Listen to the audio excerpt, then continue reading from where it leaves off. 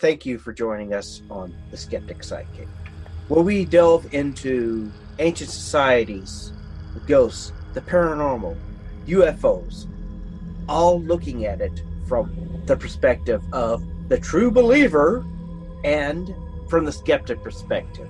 Joining me, my partner, my co-host, my sibling, Kimber Rodriguez. Myself, I am Richard Gregg.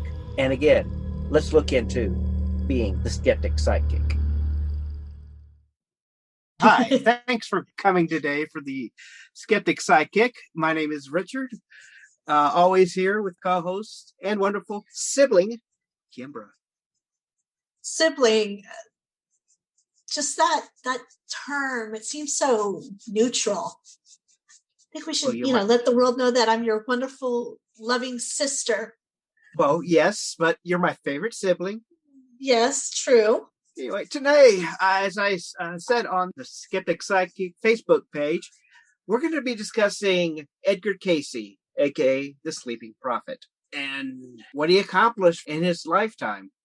And actually, a lot of what Edgar Cayce did back before he died is still going on today. There is a research facility in Virginia, I believe, in his home of Christian County, based on his spiritual growth.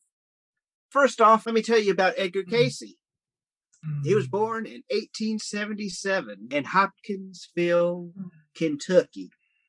Psychic abilities began to appear as early in his childhood. He often played with imaginary friends, who he said were spirits on the other side. Also displayed a uncanny ability to memorize pages of a book by simply sleeping on it. So let me get this straight. He absorbed the writings in the book? Yeah, simply by just sleeping on it. Was this ever tested to see if he actually knew what the book was? And was it watched to see if he'd read it or not? Many people are surprised the fact that he was actually tested, like, okay, have you read this book? Give me about 24 hours. I'll be able to tell you what it's about. And sure enough, the next day they questioned him and he knew exactly what was going on. You know what he did in his spare time? What's that? He was a Sunday school teacher. He was a photographer. He also is believed the father of holistic medicine, as well as being labeled as a sleeping prophet. Many of his home remedies were taken via letters of people coming up to him or people actually visiting his house. Now, some people may call him strange, but he was a Christian. His goal in life was to read the Bible every year of his life, all the way up to the time of his death. I do see a lot of his books are still available on Amazon. There's the famous Black Book, an A to Z guide to Cayce's psychic readings. Mm-hmm. And that, it shows, is written by Edgar Cayce himself. Right. And then there's also the Edgar Cayce Encyclopedia of Healing, written by Reba Ann Karp, as well as a few others here. It appears he's had over 14,000 readings in his lifetime. Mm-hmm. Wonder how many of those actually came out to be true. Well, according to a lot of proponents, when Edgar Cayce predicted Atlantis would actually be found in the Caribbean. Interesting to note that in 1966 or 68, they actually found what appears to be several blocks set together, almost like a road off the coast of Bimini. He also spoke at length about the Dead Sea Scrolls and the people creating the seances, ESSENES. But interesting to note that the Dead Sea Scrolls weren't discovered until 2 years after his death. Interesting. He died in 1945, and they were discovered in 1947.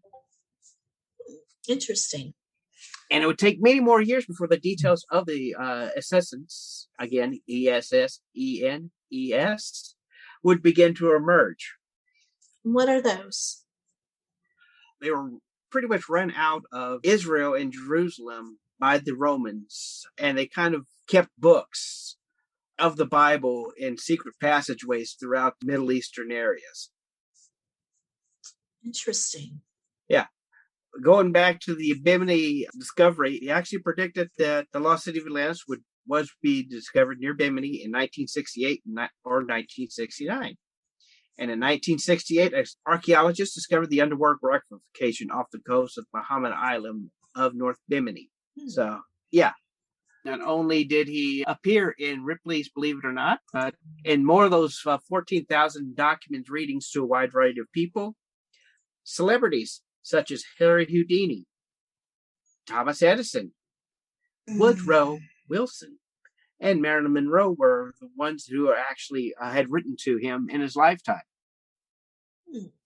Interesting. Now, did these people write to him asking for readings, or was it just fan mail like, oh, you're so awesome, I wish we could meet someday?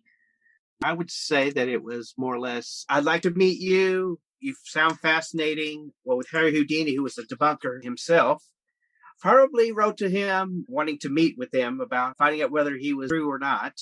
Mm-hmm. So it shows they called him the sleeping prophet because when he would go to sleep, he'd take a nap every day.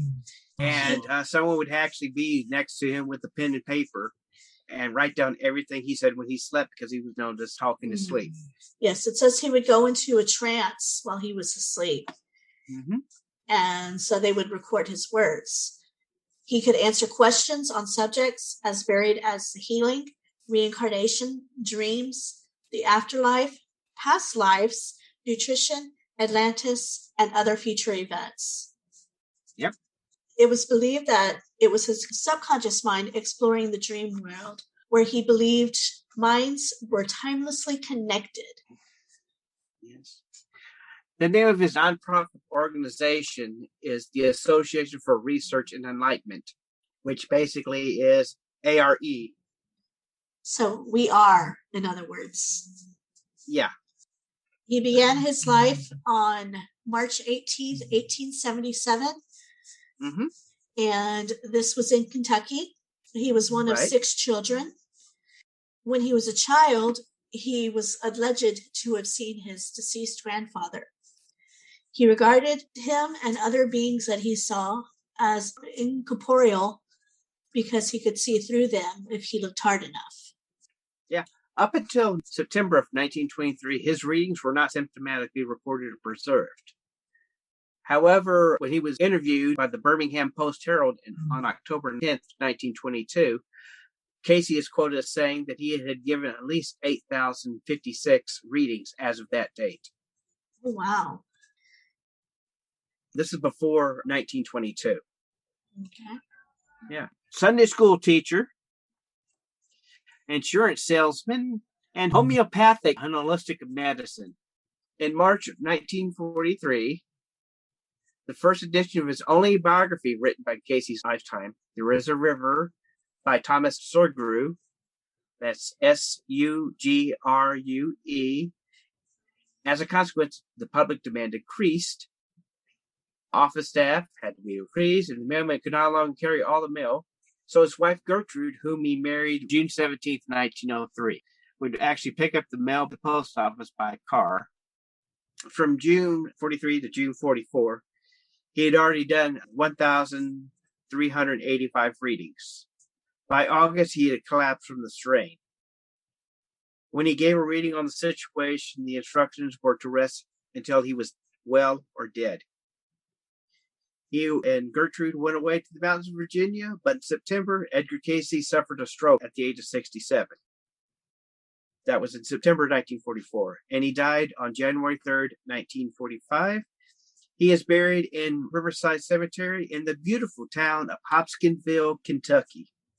Sadly, his wife Gertrude followed him 3 months later. Now, looking at it from the skeptic side, skeptics say that Cayce's psychic abilities were fakery, were non-existent. And health experts have said that his holistic remedies were unorthodox treatments, and they regard them as quackery. Also, they allege that the evidence Cayce has used for his powers was sensationalized by newspaper articles, affidavits, anecdotes, testimonies, and books rather than any actual evidence that can be independently evaluated. They also said because he's probably well learned, most of his alleged predictions were just following his own analytical view of what was going on in the world. Interesting. He only had a ninth grade education, but Right. as you said, he did acquire a broad knowledge through reading.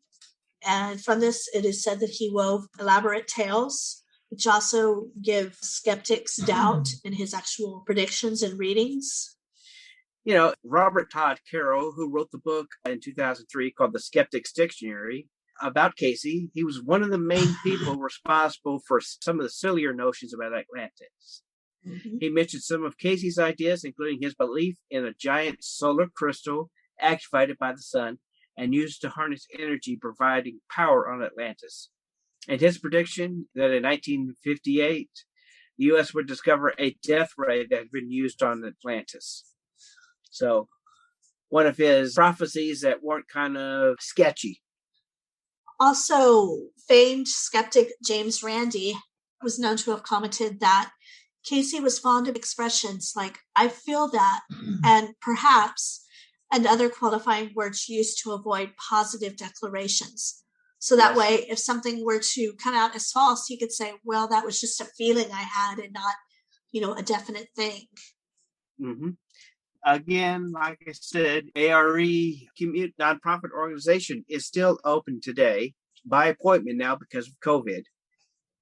Also, an ESP pioneer, Joseph B. Ryan from the Duke University, was unimpressed. He said that a reading that Cayce had given Ryan's daughter was inaccurate. This can be found in Looking for a Miracle, Weeping Icons, Relics, Stigmata, Visions, and Healing Cures from Prometheus Books. It doesn't say here who the author is, but I will look that up and put that in the description as well. So, like I said, on the skeptic side as well as on the believer side, we both do have links to Edgar Cayce as well as his tales. I do have his nonprofit organization website link on there. Your thoughts on Mr. Cayce? That's a hard one. It's hard to say whether it was true or not because I wasn't there to witness things that happened. Sadly, a lot of the spiritualism from the 1920s and before has been proven to be false. So it's really hard to say whether I believe this story or not. What do you think? I think, one, he has a very iambic, aka photographic memory, to where he can actually just look at a book and tell you what it's all about. I also think he was very analytical when it came to, his predictions. Just because you have a ninth grade education does not mean that you're not smart or dumb.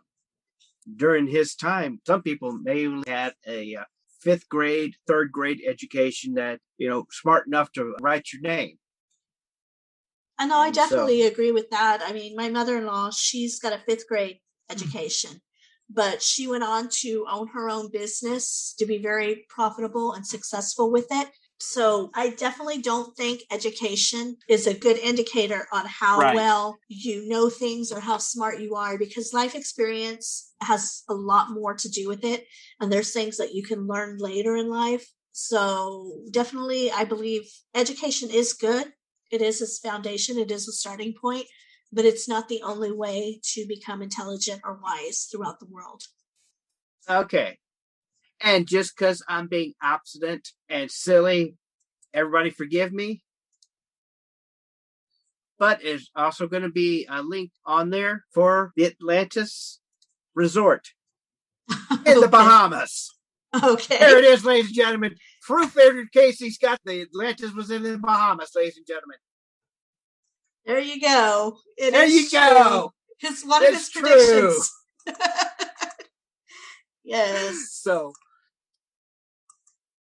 but yeah, this is kind of a topic I like to go back over a few more times just because, one, it's a skeptic's paradise. Two, it also has a lot of belief in it. I mean, when you have people like Woodrow Wilson, Irving Berlin, President of the United States, Woodrow Wilson, Thomas Edison, even the biggest skeptical illusionist known to the 20th century, Harry Houdini, was researching into him.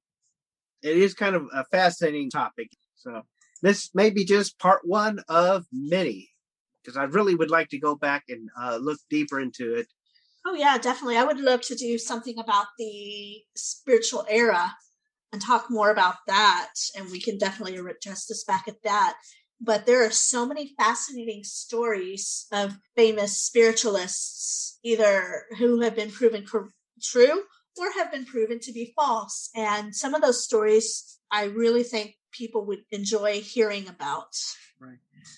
I mean, Madame Blavatsky be a very good person to discuss. And you're like, who the heck is this person? I have never heard of them before. And who is this? She's another early 20th century psychic, founder, clairvoyant, that sort of thing.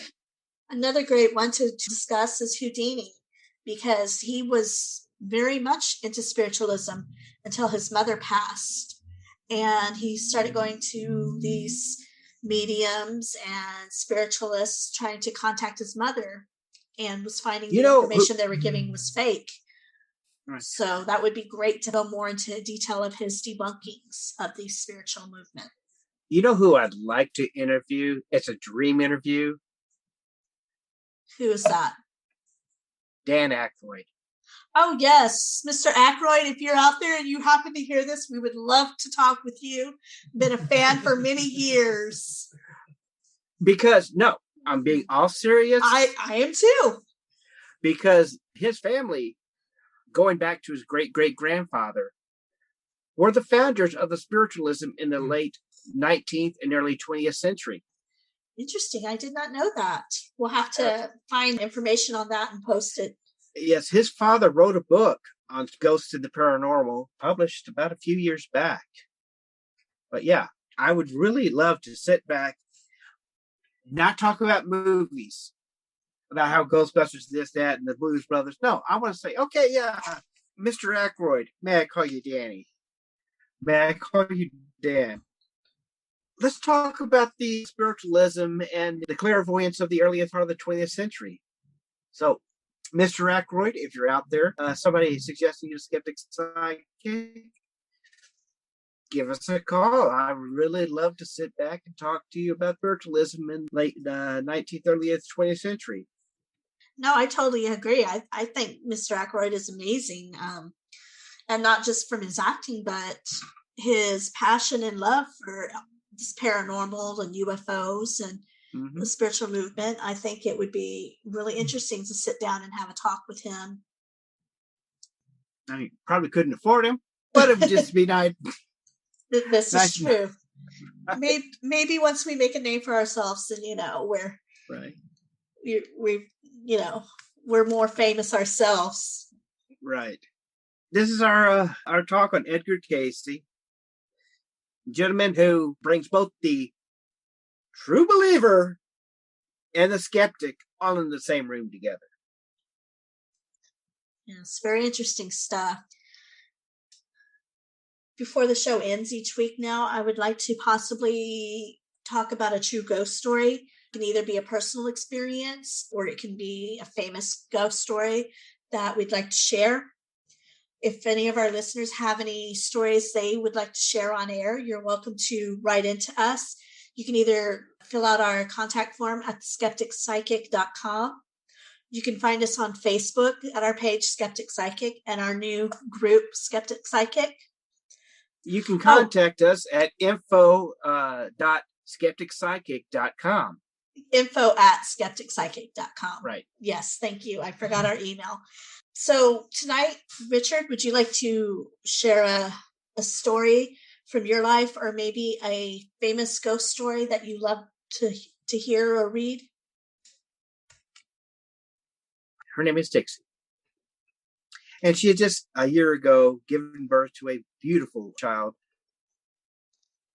Her husband was working nights, so she was alone with her 1-year-old. She had recently discovered that she was 3 months pregnant. And they had moved into this 3-bedroom house, renting. And she began to have nightmares of this green man. Now, her son, who knew how to say mama and daddy, also began saying green man, and crying in the middle of the night. One night, she heard him screeching in the bedroom. She went to investigate. Behind her was a closed closet. As she reached in to check on her 1-year-old son, she heard the sliding of the closet door. She heard thunk. The basketball had rolled off from the top. Thunk! It bounced again. Till finally, by the third thunk, it hit her in the back of the head. She turned around and saw the basketball sitting on the ground next to her, just slightly bouncing. She called her husband, complaining about this weird feeling and that she was not going to stay another night in this house. He convinced her, just give it a couple more days, that sort of thing. A couple of days later, husband and wife are sitting watching a late night talk show where the celebrity was saying that she had similar incidents where basically this ghost was haunting her and plaguing her at night, and that her spiritual mentor told her to get on her knees and pray to release whatever it was. Dixie's darling husband turned around to her and says, I didn't believe you until this interview. So the next morning, Dixie, on her hands and knees on the edge of the bed, prayed to her Heavenly Father to release whatever evil spirit would be gone. Sure enough, within the next day, within the next weeks, within the next months, she never had the problem with whatever spirit, and they soon moved to another house where she gave birth to her second child. An ending to this story. Several years later, I was able to meet with the person that lived in that house. I'd say 20 years later. And they have never had any problems whatsoever in that house. Who are you going to recommend this week? I want to recommend a wonderful podcast hosted by a wonderful person, two people, I should say, Jennifer Page and her constant companion, Maxwell, as they explore the theater of the mind, of telling of ghost stories and of true tales of the macabre. Join them for Odd Tonic. They bring a unique perspective as they tell their tales. Some of them are fan submitted, some of them are researched and developed. But imagine Morticia as a blonde and Gomez without the mustache, together sitting and drinking tea, discussing these things as if it's an everyday normal thing. That is what you get when you explore the world of Odd Tonic. For me this week, I'd like to talk about Ghostly Podcast. This is a podcast I just recently discovered, and it's hosted by Patrick Harrington and Rebecca Rivers. And this is a very interesting show. It also has the look at things as being, is it real or is it not? They tell a famous ghost story every other week when they're on.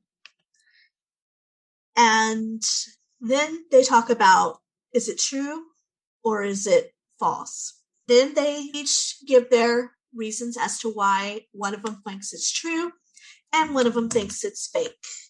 Then they ask the viewers to vote in. The next week that they're on, they reveal the results to the viewers and make their final determination on, is this story true or is it false? And that's a Ghostly Podcast on every other Wednesday on Apple Podcast. Next week, we will have our first interview. A wonderful friend of ours named Daryl Sean Price will be on to talk about his gifts and his journey. Let's just say his journey into the paranormal, as well as his viewpoints of the societal impact of his pagan existence. He's also created a game, an RPG, that we'd also like to talk to him about as well. Yes, he will be having a Kickstarter for that coming up very soon. So he will be here to give us the details on that. So make sure you tune in next week where we talk with our good friend Daryl Sean Price. All right, so as we go along this misty road and we ask ourselves, is it real or is it just fantasy? Are we caught in a landslide? No escape from reality. But have yourself a wonderful evening and take care. We love you. Good night, everybody. Good night.